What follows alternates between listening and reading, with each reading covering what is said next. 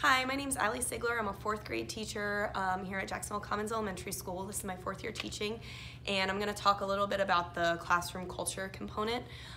It is the first day back since the hurricane, so there's a couple things out of place. But overall, for a classroom environment, to create a safe and orderly environment, I think it's super important to have expectations posted in a central location. So these are my classroom expectations, otherwise known as rules, but I call them expectations. They're up here all the time for the kids. We go over them on day one, and then I can easily refer back to them since they're up front. Another expectation that I set is their volume level. So I have 3 volume levels, they know them, and when the light is on, that means that's supposed to be their volume level. Another super easy way would be to use a magnet and just put it next to the number to let them know what their volume level should be, and then you can refer to it as you're teaching. I also keep the standards posted for the day, the priority standard and then supporting standards.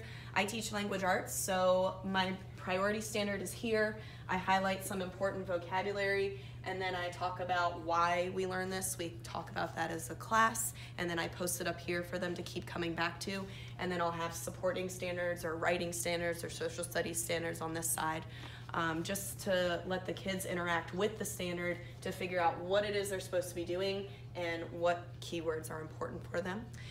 So that's safe and orderly. For classroom communities, this year I've incorporated flexible seating for the first time. We've been doing it for 10 days and it's gone pretty well so far. Real quick, I have for community just a clip chart where the kids click their name next to what seating choice they'd like to use for the day or the week, and then they can kind of choose based on who they work well next to, what kind of seating environment they work well in. Some like to sit on the floor, some like to sit in a chair, so they have that choice.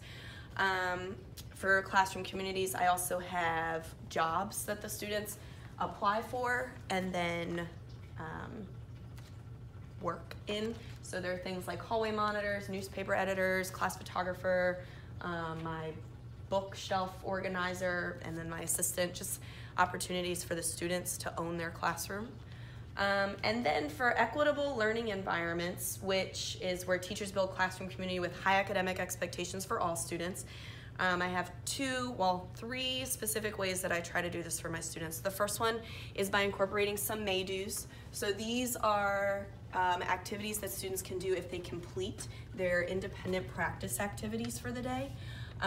They are worth extra PBIS points, which if your school uses PBIS points, it's a behavior management system, so they can get extra points. Or if they want to boost their grade, they can do an activity for a bonus grade. The directions are on them. The kids can just come up and pull them out of the folder as they complete their activities. They change monthly, so there's always 10 activities that they can complete. That gives them ownership of their learning, and it lets them kind of choose what activities they like. There's all kinds of stuff to do, and it gives them ownership of, okay, I'm done, let me work more on something I need help with. Another thing that I do over this way,